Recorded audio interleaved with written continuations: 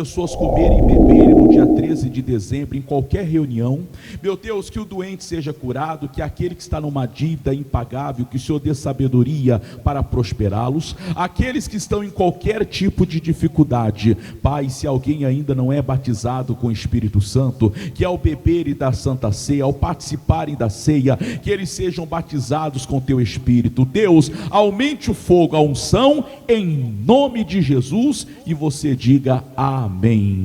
Amém, povo de Deus? Então fica aqui o convite. Agora vamos entrar na mensagem.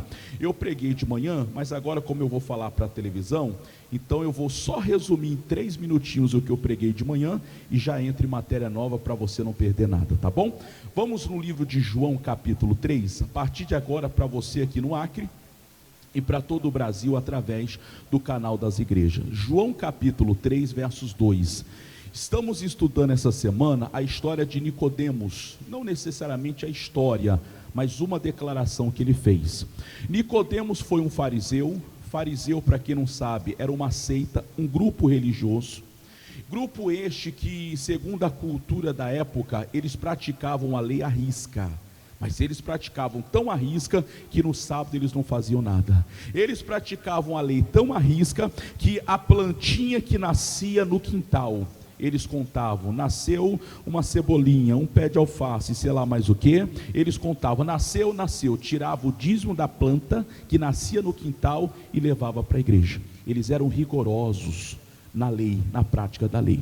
Só que Jesus os criticava porque eles não guardavam o juízo, a misericórdia e a fé. Tem gente que às vezes pratica a lei ao pé da letra, mas não é misericordioso. A Bíblia diz: sede misericordioso, porque um dia, se você precisar, alguém vai ter misericórdia com você. Seja misericordioso. Alguém já disse, e é verdade, que a vida é um ciclo. Hoje você pode estar por cima, mas quem sabe um dia você vai precisar que alguém estenda a mão para você. Um dia você pode precisar que alguém lhe ajude. Então pratique a misericórdia, porque é possível que em algum momento da vida você também precise de misericórdia, e Deus pode usar alguém para lhe ajudar. Então o Nicodemos, sendo um fariseu, ele procura por Jesus à noite. E por que à noite? Porque ninguém podia saber que ele temia Deus, que ele respeitava a Deus, que ele era de Deus, por causa da religião que ele frequentava, que ele servia. Ele procurou Jesus e fez a seguinte declaração, vamos ler? Capítulo 3, versos 2. Este foi ter de noite com Jesus e disse-lhe: Rabi, bem sabemos que és mestre vindo de Deus, porque ninguém pode fazer estes sinais que tu fazes. Complete, por favor. Se Deus não for com este. É a lição da semana. Já estou aqui há vários cultos falando disso. O que é que o Nicodemos entendeu? Que se Deus não for conosco, nós jamais seremos capazes de fazer o que Jesus fazia. Jesus disse: alguém crê em mim, farás as mesmas obras e obras maiores. Vamos ficar só no que Jesus fazia. Ele curava os enfermos, libertava os oprimidos, purificava os leprosos, ressuscitava os mortos. O Pai ouvia a oração dele. Se nós andarmos com Deus, o que Jesus fazia, nós também faremos. Você vai orar e o Pai vai te atender. Você vai pedir e Deus vai responder a sua oração, se você andar com Deus. Falei no culto anterior, que eu não vou ler agora para trazer matéria nova, mas eu disse no culto anterior, 1 de João 2,6, se alguém diz que está com Deus, tem que andar como ele andou. Aí você vai para a Bíblia e descobre como é que Jesus andava quando ele era rejeitado. Jesus rejeitado? Sim. Jesus um dia ia entrando em Samaria, e os samaritanos disseram: olha, aqui o senhor não entra. Pedro e João eram estouradinhos. Eles disseram: mestre, permita-nos orar e pedir fogo do céu como o profeta Elias fez. Eles estavam bravos, eles queriam se vingar, eles queriam que o povo de Samaria morresse no fogo. Jesus olhou para ele e disse: ô Pedro, ô João, vocês não sabem de que espírito vocês são? Não, não é assim não querem nos receber? Vamos seguir o caminho. Mas quantas vezes o cristão, quando sabe que alguém falou pelas costas, quando sabe que alguém puxou o tapete e lhe prejudicou, você fica irado que nem Pedro. Deixa ele comigo, deixa ela comigo, ele vai ver só. Você não é de Deus? 1 de João 2,6. Se alguém diz que é de Deus, deve, não é opcional, é obrigação, andar como ele andou. Jesus, quando esteve pendurado na cruz, e todo mundo o prejudicou, o maltratou, fez algo contra ele, ele disse assim: Pai, perdoa-lhes, porque eles não sabem o que fazem. Ora, pastor, eu não sou Jesus. Jesus, ele perdoava, eu não perdoo. Mas se somos cristãos e queremos andar com Deus, devemos fazer o que ele fazia, devemos praticar o que ele praticava. Quando a pessoa ela anda com Deus, deixa eu só ler isso aqui para você, que está em 1 Reis capítulo 17. A famosa e conhecida história de Elias, já preguei várias vezes aqui para vocês. 1 Reis capítulo 17, versículo 1. A história de Elias. Quem era Elias? O morador de Tisbé. Tisbé é uma cidadezinha que, se você procurar no mapa até hoje, ela é tão pequena que não aparece nos mapas, nem nos mapas antigos, mas era uma cidade. Elias veio dessa cidade. Elias não era profeta, Elias não era sacerdote, Elias não era vamos dizer assim, da linhagem real. Elias era apenas um morador de Tisbé, conhecido como tisbita. Capítulo 17, versos 1. Então Elias, o tisbita, dos moradores de Gileade, disse a Acabe: vive o Senhor Deus de Israel, lê comigo aí, perante cuja face estou. Esse era o segredo dele. Que foi que ele falou? Que nestes anos nem orvalho nem chuva haverá, senão segundo a minha palavra. Basta para nós. Então quem era Elias? Morador de Tisbé. Ele era simplesmente uma pessoa entre outras, no meio de uma cidade tão pequena que nem no mapa aparece. Só que o segredo do profeta Elias, que depois virou profeta, foi que ele andou com Deus. E por causa disso, ou por ele ter andado com Deus, ele chega diante da maior autoridade da época, o rei Acabe, o rei de Israel. Ele chega diante da maior autoridade e disse: não vai chover. Preste atenção. A chuva é o ciclo da natureza, é natural. Por exemplo, aqui no nosso estado, é comum nessa época, final de ano, começar chuvas, o famoso inverno acriano. Daqui a pouquinho, quando começar, vai ficar 2, 3, 4, 5 meses chovendo, quase todo dia, é normal. Quando começar a chover, alguém vai dizer: poxa, não para mais de chover. Que bom, é necessário, já que é o período da chuva, isso é o ciclo natural. Mas o Elias está dizendo que quando alguém anda com Deus, até o que é normal à natureza, Deus pode mudar. Deixa eu lhe dar exemplos. Por exemplo, eu tenho vários cabelos brancos aqui em cima. A minha esposa de vez em quando diz: por que você não pinta? Não, porque Deus já pintou, já coloriu, deixa assim mesmo. Mas, brincadeiras à parte, isso é o ciclo da vida, é natural. Por exemplo, algumas pessoas, quando vai chegando a uma certa idade, aparecem umas ranhuras aqui do lado, né? Esses rasguinhos aqui do lado, alguém chama, como é que chama? Pé de galinha, né? Não sei porque que é pé de galinha, mas dizem que é pé de galinha. Isso é o ciclo natural, o ciclo da vida, é sinal que estamos envelhecendo. Outras pessoas, conforme a idade, elas vão ficando com a vista fraca. Para enxergar, ela faz careta assim, ó. Você conhece alguém que para ler faz careta? Geralmente é porque a vista da pessoa está fraca, está cansada, algum problema visual. E tem muita gente que faz isso, ó. Você está vendo assim, você nunca sabe se a pessoa está brava ou se a pessoa realmente está com dificuldade. Ela faz assim. Isso é o ciclo da vida. É sinal que você não cuidou, é sinal que você forçou a visão. Enfim, tem os seus motivos. Mas o que eu quero dar para você é que quando você anda com Deus, até o ciclo da vida, Deus pode interromper. Moisés, ele viveu 120 anos. E a Bíblia diz que a sua vista não enfraquecia. Como é possível, pastor, alguém viver 120 anos e ir no deserto? O que será que ele comia? Não, não era o que ele comia, é porque ele andava com Deus. Amigos, até a ação da natureza, cabelo branco, queda de cabelo,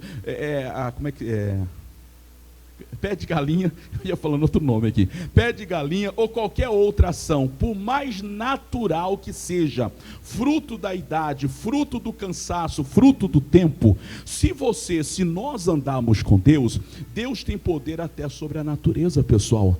Quando Jesus estava dentro do barco, os discípulos viram uma tempestade, não tiveram fé para orar e se desesperaram. Quando eles entraram em desespero, acordaram: mestre, Não te incomoda que estamos morrendo? Jesus acordou, repreendeu o vento, mandou a tempestade se acalmar e houve grande paz. Os discípulos olharam para o outro e disseram: quem é este que até o vento e o mar lhes obedecem? Quando nós andamos com Deus, existem coisas que é normal à natureza, a velhice, o cansaço, dor aqui, dor acolá, mas se você andar com Deus, até o que é normal à natureza, Deus pode mudar, Deus pode reverter. Aí a matéria nova, que é onde eu parei no culto anterior, é Colossenses 4,16. Colossenses 4,16. Depois de Filipenses, você acha Colossenses. Capítulo 4, verso 16. Isso eu preguei de manhã, mas eu quero voltar nesse ponto aqui para explicar isso para você. Capítulo 4, verso 16. O apóstolo Paulo nos chama a atenção ao falar sobre a igreja de Tessalônica, ou falar a respeito da igreja de Laodiceia. Troquei o nome da igreja aqui, Laodiceia. Colossenses 4,16. Paulo diz assim: e quando esta epístola tiver sido lida entre vós, fazei que também o seja na igreja de Laodicenses. E a que veio de Laodiceia, lede vós também. Olha aqui para o pastor. Paulo agora manda puxar a orelha, um bom sentido da palavra, chamar a atenção da igreja de Laodiceia. E se viesse alguém da cidade de Laodiceia, alguém da igreja de Laodiceia, era para Paulo chamar a atenção com essa palavra. Então quem foi Laodiceia? Laodiceia está escrito em Apocalipse 3, eu não vou ler tudo de novo, porque eu quero dar matéria nova, mas Laodiceia foi aquela igreja que Deus falou, tomara que seja o quê? Vamos ler, capítulo 3 de Apocalipse, eu só ia citar, mas já que ninguém falou aí, então vamos ler juntos. Apocalipse capítulo 3, versículos 14, 15 e 16. Deus falou que a igreja de Apocalipse, ou a igreja da Laodiceia, Apocalipse 3,14. Deus diz, tomara que seja quente ou frio. Vocês sabiam, né? Vocês só ficaram tímidos em responder aí. Quente ou frio? Olha o que diz aqui a Bíblia, capítulo 3, versos 14. Vamos lá? E ao anjo da igreja que está em Laodiceia, escreve: isso diz o Amém, a testemunha fiel e verdadeira, o princípio da criação de Deus. Disse Deus, eu sei as tuas obras, que nem és frio, nem quente. Oxalá, essa palavra significa tomara. Tomara, era desejo de Deus, que foras frio ou quente. Para aqui um pouquinho. Deus desejou que a igreja de Laodiceia fosse fria ou quente. Eu já ouvi muitos pregadores, ao falar sobre esse assunto, falar que Deus só quer que você seja quente. Não entenderam o contexto. Deus está dizendo, versículo 15 e o 16 agora, o que diz no 16?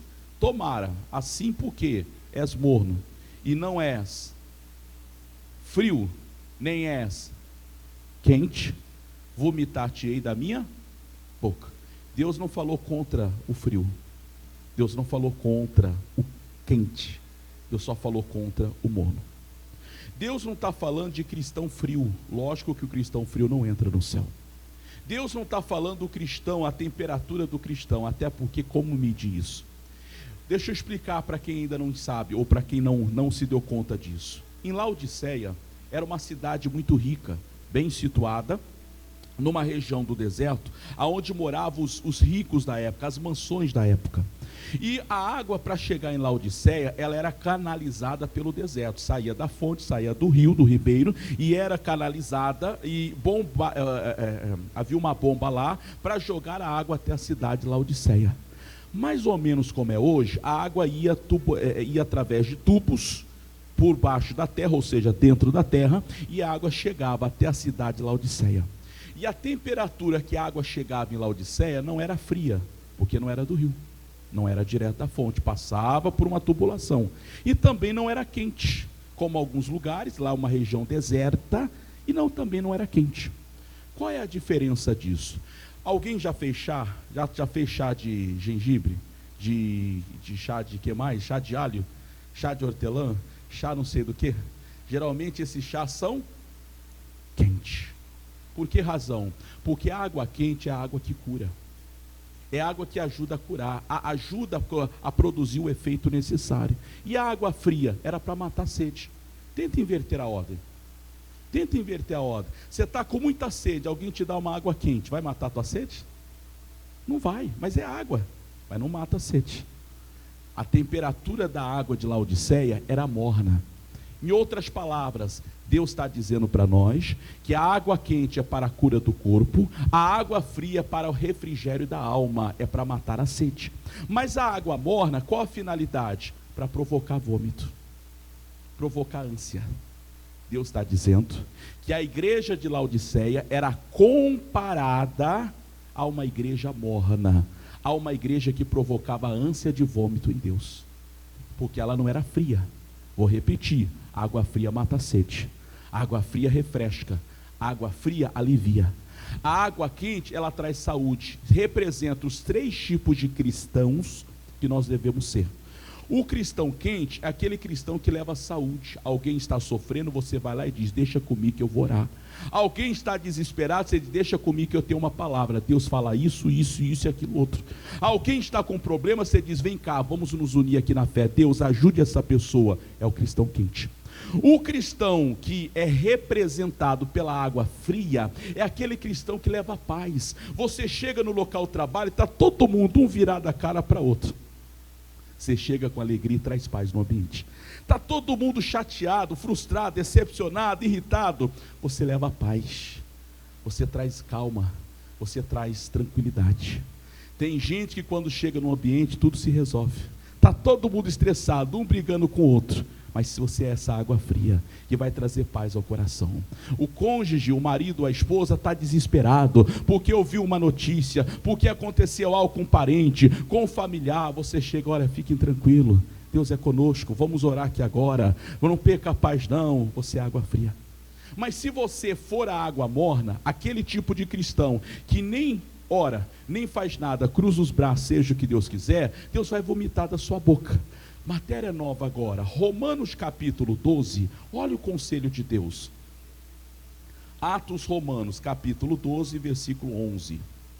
Isso eu não preguei de manhã, eu estou trazendo para vocês. Atos capítulo 12, versos 11. Por que você não pode ser a água morna? Deus diz, tomara que seja quente. Romanos 12, 11, tá pessoal? Eu acho que eu mudei aqui na hora. É Romanos 12, 11. Tomara que seja quente ou tomara que seja frio. O que você não pode ser é morno. Se você é o cristão água fria, você leva a paz onde você chega. Se você é o cristão água quente, você leva a saúde onde você chega. De qualquer forma, você é a solução de problemas. O cristão é solucionador de problemas. Jesus disse que nós somos o sal da terra e não dá para passar o sal despercebido. Muito sal é notado, pouco a falta do sal também é notado. Nós somos cristãos. Capítulo de número 12, versículo 11.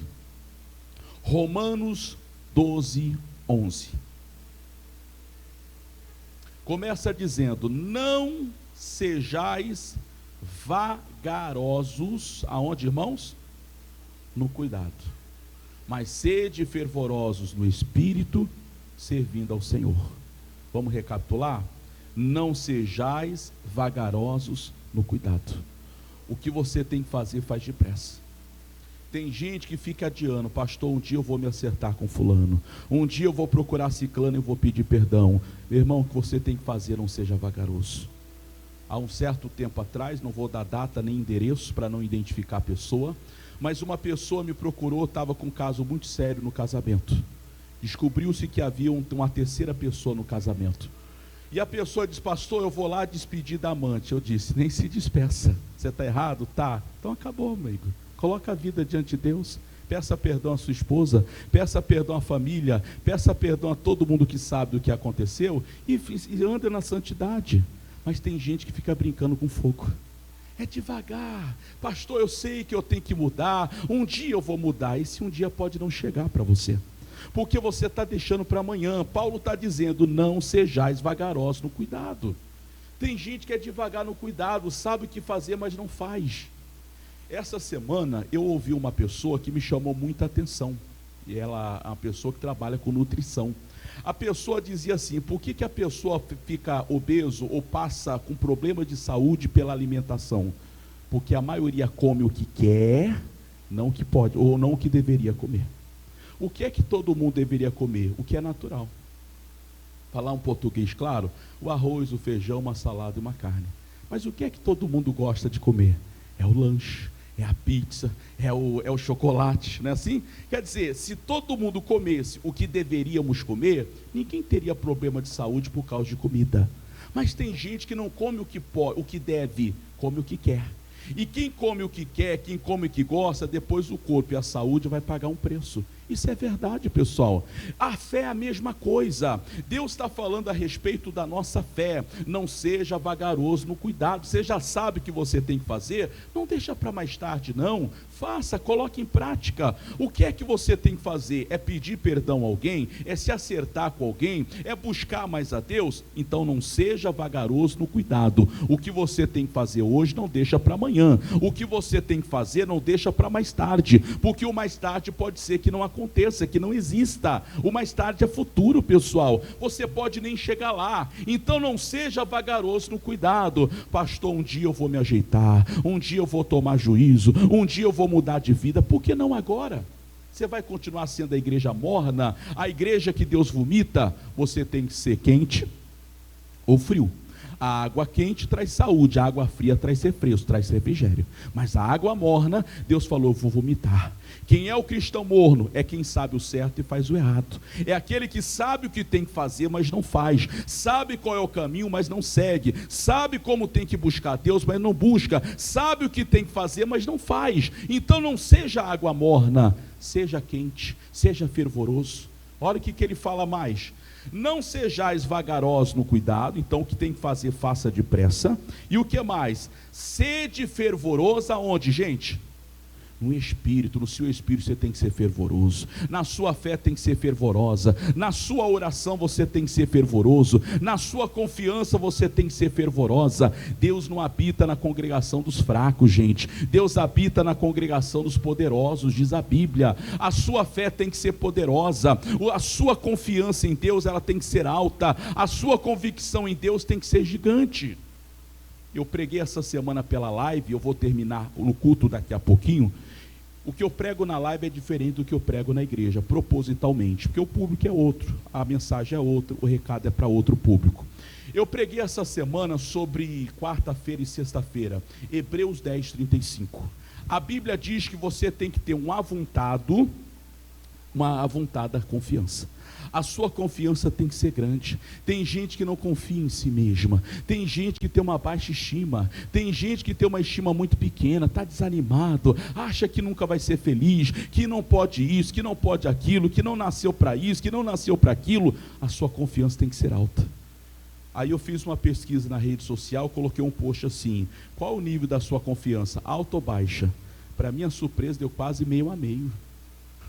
Quase a metade das pessoas que me seguem na rede social tem uma baixa confiança, uma baixa estima. São pessoas que olham para si e acham que não são capazes, acham que não vão conseguir, acham que não vão vencer. Algumas dizem: pastor, eu vim de uma família assim, como é que eu vou chegar ali? Eu nunca tive, como é que eu vou ter? A Bíblia diz que um dos processos para Deus te abençoar é a confiança estar alta. Vamos lá, marca essa página aqui que eu tenho que terminar esse versículo, tá? Marque aí Romanos, vai para Hebreus 10, 35, para você entender o que o pastor está falando. Hebreus 10, 35, marca lá em Romanos que eu volto para encerrar. Hebreus 10, 35. Preguei na live da quarta, na live da sexta, e vou encerrar essa mensagem hoje, daqui a pouco, depois desse culto. Hebreus 10, 35 diz, Hebreus 10, 35, não rejeiteis, pois, a vossa confiança, que tem um grande e avuntado galardão. Irmãos, tenha uma grande confiança.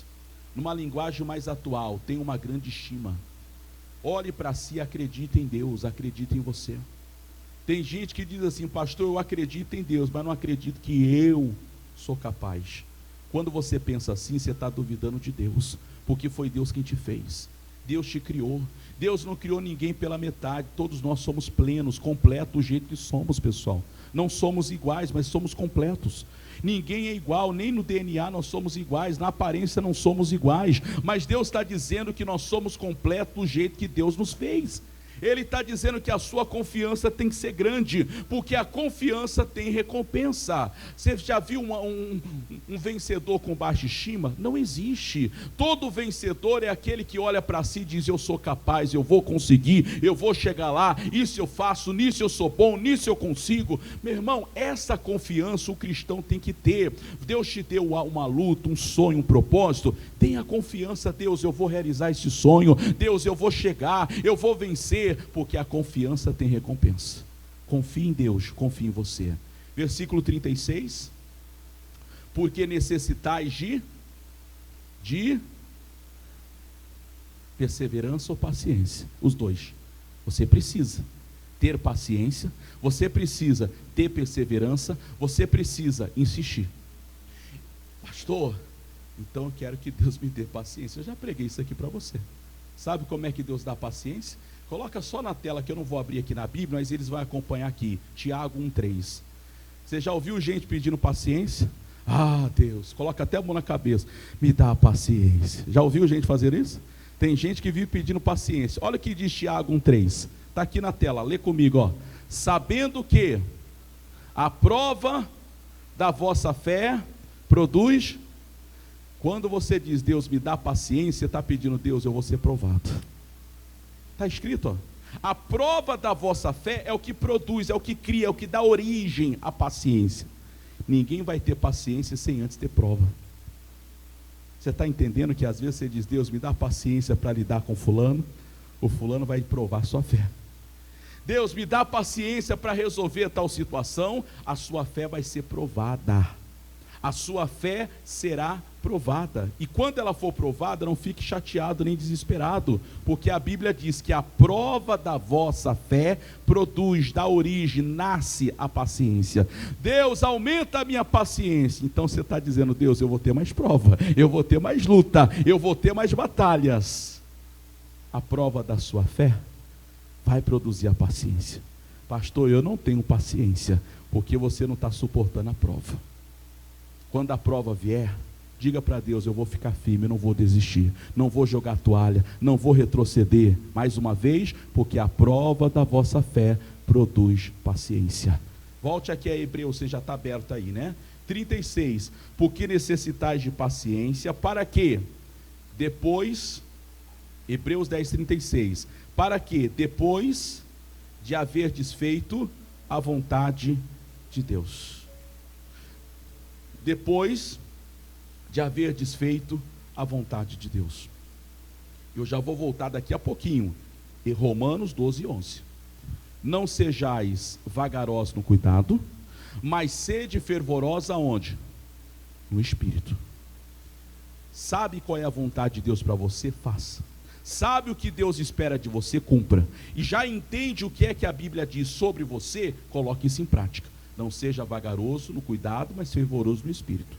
Paulo está dizendo para nós: porque necessitais de paciência, para que depois de haver desfeito a vontade de Deus, depois de haver desfeito a vontade de Deus, depois de haver desfeito a vontade de Deus, pela quarta vez, depois de haver desfeito a vontade de Deus, possais alcançar a promessa. A promessa só virá, primeiro, quando a sua confiança for alta. Segundo, quando você tiver paciência. E terceiro, quando você fizer a vontade de Deus. Aí a promessa se cumpre. Você tem feito a vontade de Deus? Sua confiança está alta? Você tem feito o que deveria fazer? É o conselho de Deus para nós. Daqui a pouquinho na live, eu vou pregar os versículos 37 e 38, vou deixar para a live, você ouça lá depois o que eu vou pregar, mas é Hebreus 10, 37, o que eu quero trazer para você hoje: não seja vagaroso no cuidado, seja fervoroso no Espírito. Romanos diz o quê? Cadê aqui? Romanos 12, 11, para encerrar a mensagem. Romanos capítulo 12, versos 11. E eu vou encerrar. Romanos 12, 11. Não sejais vagarosos no cuidado, mas sede fervorosos no espírito. De que maneira? Servindo ao Senhor.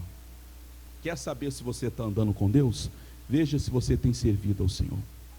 Servir ao Senhor não é você ocupar um cargo na igreja, mas é você fazer a sua vontade, é você cumprir aquilo que Ele diz. Servir ao Senhor é quando Deus diz não para alguma coisa, você não faz porque Deus falou não. É quando Deus falar sim para alguma coisa, você pratica porque é mandamento de Deus, é instrução de Deus. Seja fervoroso no servir. Seja fervoroso na oração, seja fervoroso ao vir à igreja, seja fervoroso e não seja o cristão morno. Já preguei de Laodiceia, o cristão morno Deus vomita. Seja fervoroso na tua fé, seja fervoroso no teu espírito, seja fervoroso na tua comunhão, porque se você assim o fizer, Deus vai te recompensar. Eu vou parar por aqui. A história bíblica diz: cuidado com a igreja de Laodiceia. O que é a igreja de Laodiceia? Uma igreja morna. O que é que eu tenho que fazer? Eu tenho que ser fervoroso no meu espírito, eu tenho que ser fervoroso na minha fé. E se eu for a água fria, eu vou ser aquele que vou levar paz ao coração aflito, eu vou ser aquele que vou levar refrigério à alma desesperada. Alguém está desesperado porque está doente, está preocupado porque pegou essa maldita doença, está chateado porque ficou desempregado. Você tem uma palavra, você tem uma oração, você tem o chamado ombro amigo para poder aconselhar, apaziguar e levar paz para aquele ambiente. Seja de Deus, vamos ser de Deus, seja fervoroso no espírito, servindo ao Senhor. Vamos orar? Primeiro aplauda Jesus, que Ele é digno de aplauso. Deus é bom, vamos ficar em pé por favor. Olha, é bom falar de Deus, mas o tempo passa voando, pessoal. O que foi que nós aprendemos aqui hoje? A oração ou a declaração de Nicodemos. Nicodemos disse: ninguém, eu ou você, pode fazer o que Jesus fazia se Deus não for conosco. Mas se Deus for com você, até o que é normal à natureza vai obedecer. Se Deus for com você, você vai ser tão fervoroso na tua fé que tudo que você determinar, Deus vai cumprir. Mas se Deus não é com você, peça misericórdia hoje. Pastor, mas Deus não é com todo mundo? Eu preguei isso na quarta e na sexta-feira. Não vou lhe repetir agora, só vou citar. 2 Crônicas 15:2. A Bíblia diz: enquanto você estiver com Deus, Deus vai estar com você. Mas a hora que você virar as costas para Deus e desprezá-lo, Deus também vai desprezar você. Deus é com você enquanto você estiver com Ele. E se eu ficar com Deus a vida toda, Deus vai ser com você a sua vida toda. Mas se um dia você perder o juízo, perdeu a cabeça, como diz a expressão popular, e está fazendo tudo o que a Bíblia condena, Deus vai deixar de ser com você. Eu não disse agora nesse culto, mas eu preguei de manhã, que o nosso ministério é no Senhor. Coloque o seu ministério em Deus. Se eu sou pastor, porque a minha vida está na mão de Deus. Se eu sair da mão de Deus, eu vou ser um ex-pastor. Pastor, mas uma vez pastor, pastor para sempre? Não, eu posso deixar de ser usado por Deus. Você também. Se as irmãs que trabalham aqui interpretando Libras, se elas saem da presença de Deus, começam a fazer tudo aquilo que a Bíblia diz, elas podem estar sendo usadas, mas não aprovadas por Deus. Se as irmãs que dançam estiverem fazendo qualquer coisa errada, que Deus condena, a mesma coisa, elas podem estar sendo usadas e não aprovadas. Se o ministro que toca, que prega de vez em quando aqui na igreja, se ele pisar na bola, viver uma vida de pecado, ele pode até ser usado por Deus, mas reprovado. É água morna. Isso é para mim, isso é para você, é para todo mundo. Nós temos que colocar nossa vida em Deus. O nosso ministério só existe porque estamos na mão de Deus. Se você sair da mão de Deus, você é mais um no meio de todos. Eu serei mais um no meio de todos. Coloque a vida diante de Deus. Ainda que você diga: pastor, mas eu não quero participar da dança, nem da Libras, nem do louvor.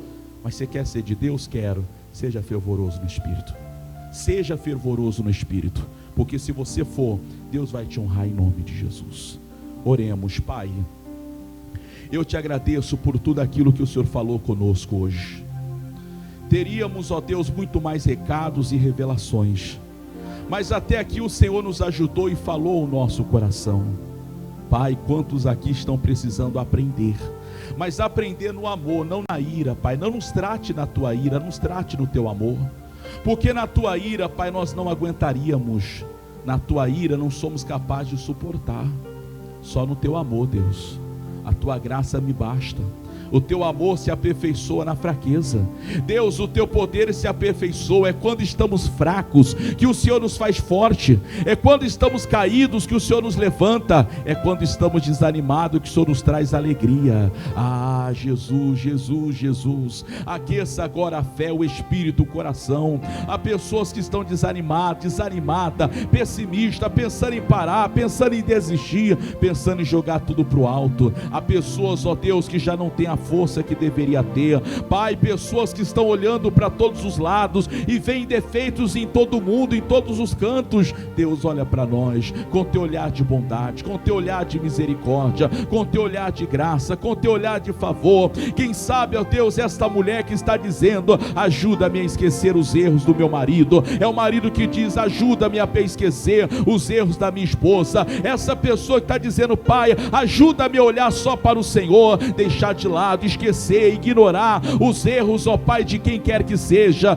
Pai, o Senhor é o autor da nossa fé, é o Deus que nos guarda, é o Deus que nos sustenta. Oh Jesus, Jesus, Jesus, eu preciso de Ti, a Tua igreja precisa, o Teu povo precisa. O que seria de nós sem o Senhor? O que seria de nós sem a Tua graça? O que seria de nós sem o Teu amor? O que seria de nós sem a Tua presença? Ajuda-nos, ó Pai, ajuda-nos a nos envolver, a nos relacionar, ajuda-nos a crer, ajuda-nos a colocar a vida no teu altar, na tua presença. Ajuda-nos, ó Pai, a nos envolver contigo. Ajuda-nos, ó Deus, fazer a tua vontade. O Senhor é dono da nossa vida, o Senhor é dono da nossa casa, o Senhor é dono do nosso ser. Seja fervoroso aqui hoje, irmão, seja fervoroso, minha irmã. Diga para Deus aleluia, diga para Deus glória a Ele, ou vai dizendo palavras de amor, de gratidão. Se você é batizado no Espírito Santo, aproveite agora para edificar a sua vida. Vai dando aleluia, vai dando glória a Deus, vai falando na língua dos anjos, ou vai edificando agora a sua vida. Oh, ricandolo boiadaricanda lapaia, riandolo yataricandolo bolochocanda lapá, raiandolo boiataricandolo boloiataricanda lapaia, raiandolo colochocandaricanda lapá, alerianda laia churicanda lalabaia show, rabalalabala yadori, rabaiatoricando lobolochocanda aricanda labaia. Vai dando glórias, vai dando aleluia, vai dizendo para Ele: Senhor, aqueça a minha fé, aqueça o meu espírito, aqueça a minha comunhão, a minha intimidade com Deus. Eu preciso de Deus, eu preciso de Deus. Orabalaiato, raiandolo boiandaricandolo bolochocanda aricandolo lololo show.